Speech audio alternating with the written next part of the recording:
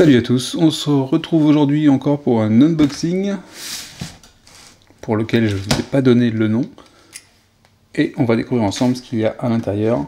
C'est un KS, je peux spoiler au moins ça, c'est un KS qui a mis du temps, qui est fait par un éditeur connu.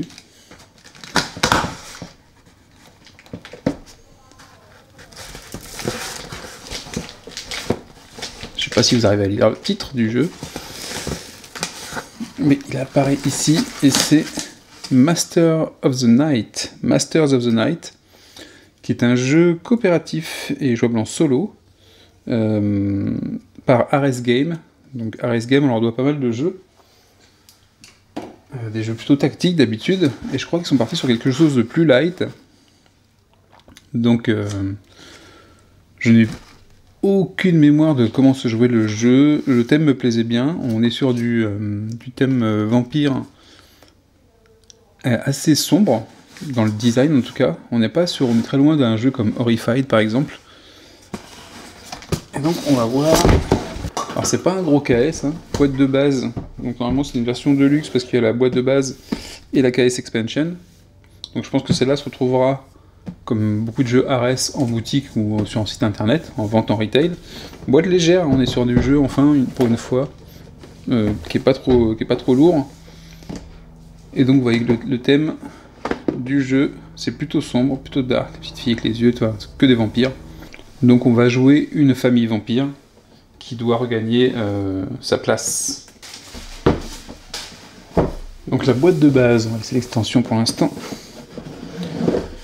Donc pour 1 à 5 joueurs, le catalogue Ares, quand je vous ai qu'Ares c'était pas un éditeur inconnu, on a Black Rose War, Last Aurora, celui-là je le connais pas celui-là, je sais pas si vous le connaissez celui-là.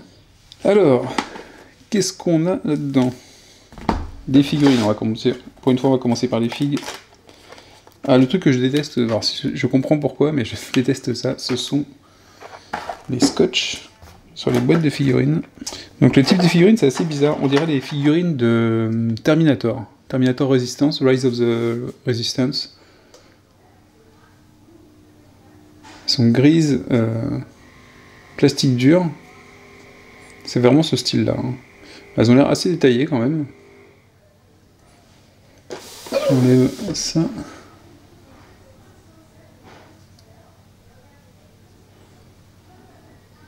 Donc je sais pas ce que je suppose qu'elle représente les joueurs.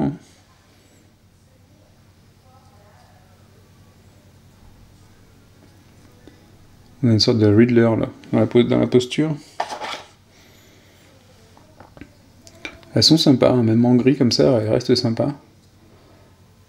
Alors le thème du jeu est assez noir, assez beaucoup de nuances de gris en fait. Et même le plateau, vous allez voir que les plateaux, les cartes, tout est assez sombre. Enfin sombre. Sombre mais lisible.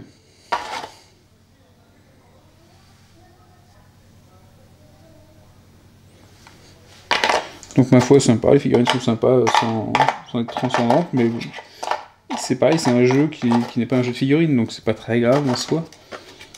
Elles font le job, elles sont correctes, elles sont pas moches, elles sont pas hideuses comme on a pu avoir dans certains jeux. Ici, qu'est-ce qu'on a? Du coup, on a des planches avec des fiches de personnages.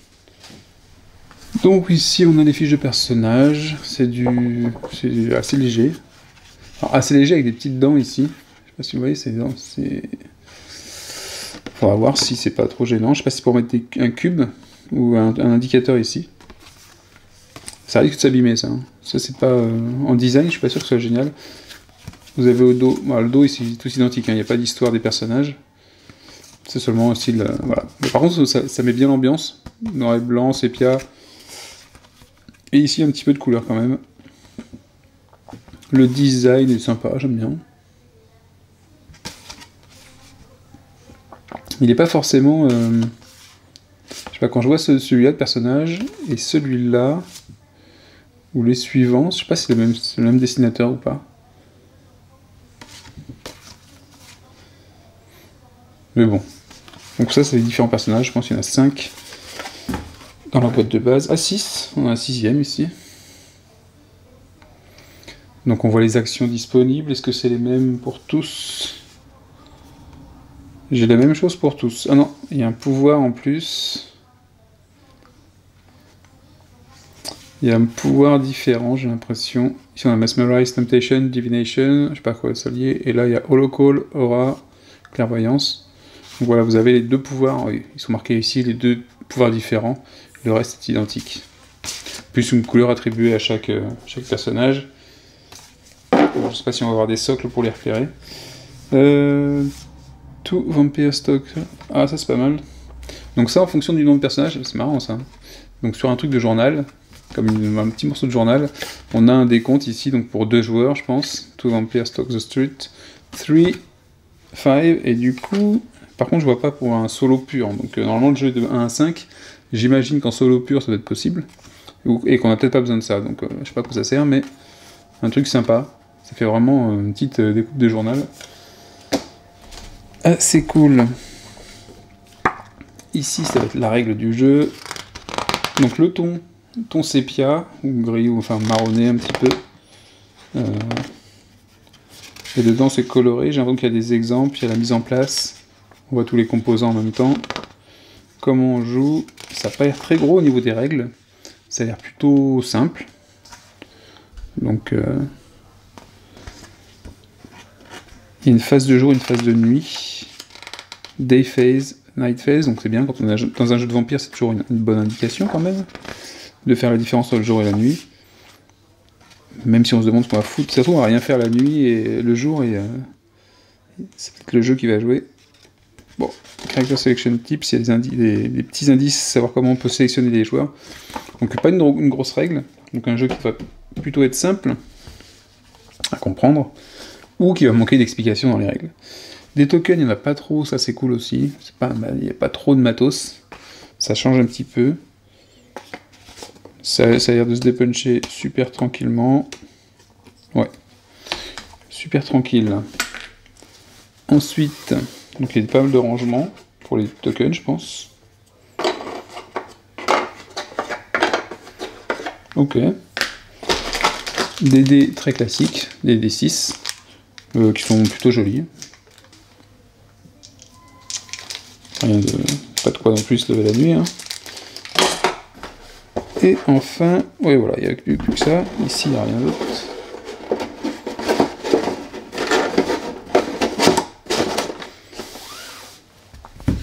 Donc on a là ici des plateaux un peu plus épais, avec au dos, bon, c'est seulement un dos qui a été thématisé avec un truc de journal. Ça reste dans l'esprit de tout ce qu'on voit à côté. C'est pas mal, j'aime bien ce style-là, le dessin, les taches de sang, ça fait vraiment série Z ou vieux polar. Comment on appelle ça? Ou noir, un petit peu. Alors ici ça va être des lieux, voilà. Vous avez des lieux, donc ça c'est plus cartonné parce que ça va constituer, je pense, le plateau de jeu. L'asile, avec des actions sur les différents lieux, la cathédrale. Le City Hall, donc là, la mairie. Le parc, City Park, que n'irait pas le Joker, le musée, et donc vous voyez que le style, vraiment c'est sombre, c'est lisible, très lisible, mais avec, il y avait un film comme ça, ah oui, Sin City, voilà, je pensais à de style Sin City un petit peu, le rouge et le noir et blanc.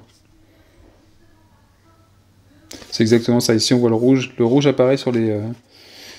le rouge est partout, et toutes les autres couleurs, après c'est du noir et blanc. Donc voilà, c'est Sin City que je cherchais comme référence. Et enfin des cartes. Et ici sur les cartes, qu'est-ce qu'on va avoir? Bizarre, il y a des niveaux dessus.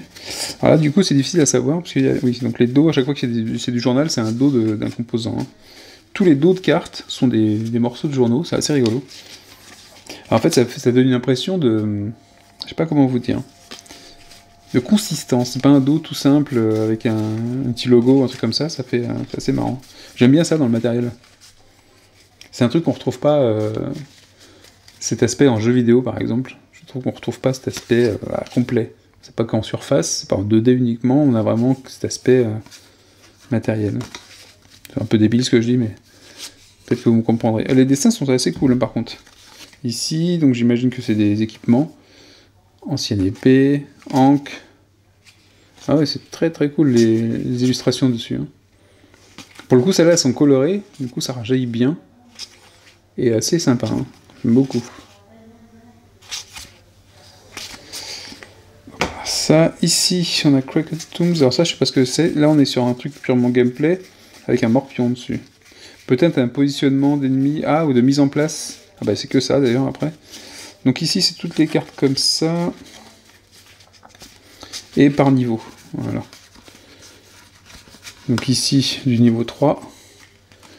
Alors j'imagine que ça va être la disposition des tuiles qu'on a ici.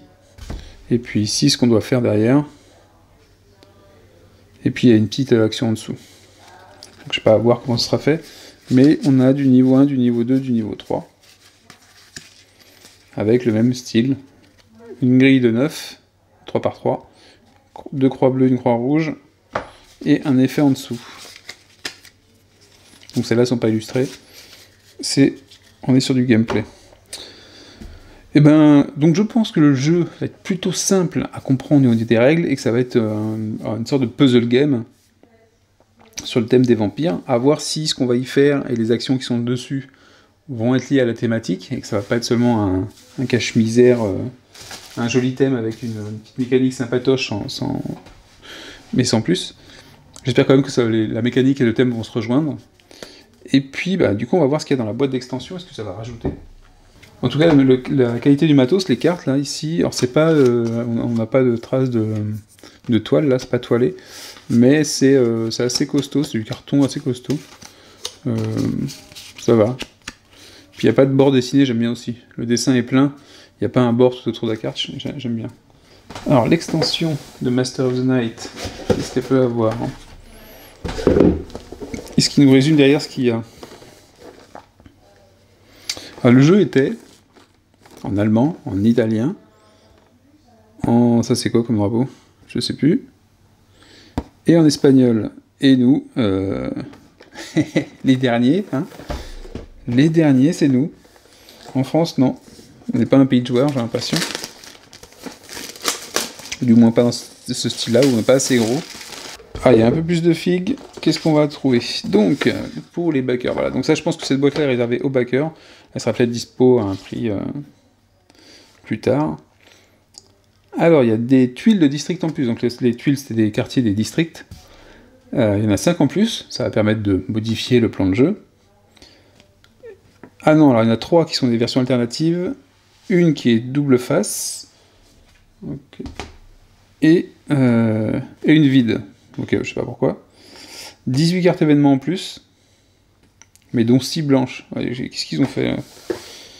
J'aime ce genre de truc où ils vont faire des cartes blanches qu'on peut remplir nous. J'aime pas ça parce que du coup ça rend pas bien dans le jeu. Là il y a des illustrations. Ça c'est les stretch goals de KS que bon. J'aime bien les artbooks, les illustrations comme ça. Ça reste dans les boîtes souvent. C'est rare que je les encadre ou que je les sorte. Donc ici, visiblement, on a un personnage en plus. Ah oui, alors donc en fait, il y avait les backers classiques et les backers de la version de premium. Donc moi, normalement, c'est une version premium. C'est pour ça que j'ai le personnage en plus. Ah donc, ça veut dire que... Alors, peut-être que les 5 en plus sont là-dedans. Je sais pas. Je sais pas comment ils ont réparti les boîtes. Peu importe, moi j'ai la premium, donc j'aurai tout dedans. Un personnage en plus. Qui ressemble beaucoup à... comment il s'appelle? Tom Cruise dans Entretien avec un vampire. Un super livre. Oui, j'ai bien dit livre. Des morceaux, des pièces en métal. Donc ce sont des seaux en métal, peut-être pour les différents joueurs. Ils ont tous un petit plastique. C'est rigolo. Ça peut être utile dans pas mal de jeux en plus, ça. Ça c'est en métal. Et voilà, les différents marqueurs du jeu. D'ailleurs, il y a la place pour les ranger. Voilà, qu'on va pouvoir utiliser dans le jeu, à la place de composants en cardboard, j'imagine. Voilà, c'est toujours un petit plus. sympathique. Sur une version premium. Ils ont mis, donc ça c'est les blessures. Bon, ils sont pas foulés, c'est des trucs assez classiques qu'on retrouve, vous pouvez prendre même à part. Hein. Ça c'est pour les blessures visiblement. Ici donc c'est les cartes supplémentaires. Donc ils appellent ça, c'est quoi? C'est des cartes... Comment ils appellent ça? Les cartes reliques? Ou les cartes d'événements. Ça c'est les cartes d'événements apparemment. Ce qu'on a vu tout à l'heure, donc il y en a en plus. Ah, donc ici les jetons en plus et les quartiers supplémentaires. Donc on va regarder les quartiers supplémentaires. Donc ça c'est pour le personnage supplémentaire. Et les quartiers en plus. Donc on a le marché noir. Chinatown. Le cimetière. Le truc qui sert à rien. Voilà. Comme ça vous pouvez éventuellement vous imprimer votre propre truc et... OSEF. Moi j'aime pas ces composants, les composants vides. Qu'est-ce que je vais y faire? Je vais y coller un truc, par rapport au reste du matériel ça va dénoter. Je suis pas fan, je suis pas fan. Et les égouts. Et les égouts qui sont en recto verso. Donc la tuile recto verso c'est celle-là. Les égouts et slums. C'est slums, je n'aurais pas le traduire ça. Ça ressemble à Harlem à New York. Les escaliers comme ça qui mènent aux habitations. Enfin, ça ressemble à New York en fait. Et enfin les figurines, donc qui vont remplacer les agents, je suppose, qui vont remplacer des tokens à mon avis. Alors le scotch, c'est vrai que ça m'énerve, mais c'est pratique quand c'est transporté. Par exemple, Solomon Kane, il n'y avait pas de scotch. Et les trucs se baladaient partout. Donc on a 3 types d'agents. Ça c'est le personnage supplémentaire, donc ça sera bien de nos personnages, il est très classe. Hein. On pourrait l'utiliser dans un jeu comme Castlevania, hein, ça fait très Belmont avec l'épée. Très belle, j'aime bien, hein, cette figurine est belle. Enfin, la pose sympa, le type de personnage est sympa. Et enfin, on a 3 types d'agents. Honneur aux dames. Donc là, pour le coup, je sais pas si c'est des vampires, ça ou pas.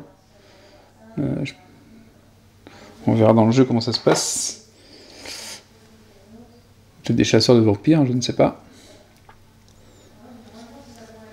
Et le plus classique, mais elles sont sympas les figurines, elles sont vraiment très sympas. Hein. C'est pas de la folie, mais c'est très très bien. Je trouve une bonne qualité, c'est pas pourri, ça n'a pas été laissé à l'abandon. Ce qu'il va plus éventuellement faire sur un jeu de ce style-là, peut-être. Et bien voilà. Ah si, qu'est-ce qu'on a encore? On a... Ah, mais j'avais pas ouvert ça encore. Ah, bah ça va. Je suis rassuré. Avec la première édition, je trouve que vous avez le truc qui devrait être dans la boîte de base. Je vous le cache pas. Première édition, on a ça. Des plateaux de jeu. Et comme ça, on peut mettre sa fiche de personnage ici, qui ne bouge pas, qui ne va pas spécialement s'abîmer ici. Et alors, je suppose qu'on mettra ici des petits marqueurs qu'on a pu voir. Je sais pas si ça se mettra ici, ça. Si, peut-être, bien. Ouais, je pense que ça donnera le niveau de point de vie. Et peut-être les pouvoirs derrière, où il y a un petit ici, un petit truc pour marquer l'activation. Je sais pas. En tout cas, à mon avis, ça jouera. Et du coup, d'avoir ces... Enfin, je trouve que vu le matériel, ces cardboards, là, ça aurait dû être dans la version de base. Je trouve ça un peu gros de pas le mettre dans la version de base. Pour moi, ça fait partie du jeu d'avoir un petit plateau comme ça, de mettre sa fiche de personnage dessus. Bah, voilà. Donc ça, c'est le premium. Autant les pièces en acier, ouais, pourquoi pas. Autant ce support de jeu qui est quand même super bien, où on met la carte, elle ne bouge plus, on va pouvoir mettre le truc, le déplacer, et ça bougera pas non plus. Ah, les mecs, faut pas abuser, quoi. Donc si vous voulez l'avoir, il faut avoir la version premium. C'est-à-dire que c'est même pas la version KS, mais la version premium. Donc si jamais vous devez acheter le jeu en occasion, parce qu'il sera super bien quand je vais le présenter, bah, à mon avis, privilégiez la version premium plutôt que la version KS standard. Voilà. Parce que pas pour les pièces, hein, vraiment pour le plateau. Vous construisez votre plateau, mais voilà.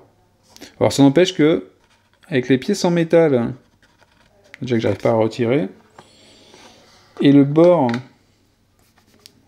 il faudra faire gaffe quand même à pas les déchirer, quoi. Parce que ici c'est le bord de ma fiche de perso. Ah si, il y a quand même un petit reflet, donc on n'arrache pas dessus. Bon. En tout cas, j'aime beaucoup. Hein. Ouais, je regarde pas mon KS du tout. Peut-être pour ceux qui l'auront en retail, ne pas avoir ça, c'est dommage. Et bien, je crois qu'on a fait le tour. On nous dit comment utiliser les tuiles. Donc ça remplace les tuiles existantes. Comment ajouter les nouvelles cartes. Donc ici, ils vous disent comment équilibrer le jeu. Ah non. Bon, ça vous dit en fait comment faire varier les difficultés. Si on le trouve trop dur, trop facile, il y a des moyens, il y a des leviers pour le rendre plus ou moins facile ou difficile. Donc c'est bien parce que ça permet aux joueurs d'adapter le jeu et la difficulté du jeu à leur plaisir. Donc l'avoir juste à la bonne difficulté, celle qui vous fait persévérer sans vous décourager. Ils disent que c'est très difficile d'un jeu coop de l'équilibrer. Ouais, enfin bon, il y en a qui arrivent à le faire. Et voilà, les blank cards sont là pour vous permettre d'exprimer votre créativité. Et sur leur site, ils mettent des templates en PDF qu'on peut utiliser en print and play pour faire des nouvelles cartes, pour les cartes de district. Bon, après, pourquoi pas, s'il y a les templates sur le site, c'est un peu mieux déjà, parce que au moins la forme et le style sera un peu ressemblant, et après, il n'y a plus qu'à avoir une imprimante couleur, moi j'en ai plus. Mais bon. Ah, donc le Count Daily, le personnage supplémentaire, c'est un crossover avec Sword and Sorcery, là je ne me rappelais pas. Il a été adapté pour Master of the Night. Voilà, ça remplace un des personnages. C'était un petit clin d'œil à Sword and Sorcery. Et ben voilà, on a fait le tour de ce Masters of the Night, un jeu coopératif de vampires. Je serais bien infoutu de vous dire tout de suite comment ça va marcher. Mais vu que la règle n'est pas très grosse, je crois qu'elle doit être aussi grosse que celle de Under Falling Sky, je pense vous le présenter rapidement. Là ici, j'ai encore mon tapis de jeu, je vais terminer mes vidéos sur Chronicles of Drunagor. Je vais pas en faire beaucoup, hein, je vais en faire une partie, je vais pas faire le chapitre complet parce que c'est relativement long, mais je vais avancer assez pour que vous ayez un bon aperçu des mécaniques. Il y a déjà une vidéo sur la chaîne pour Chronicles, et puis incessamment sous peu, je vous ferai une petite présentation de Master of the Night, et puis bientôt une vidéo news. Ciao, ciao.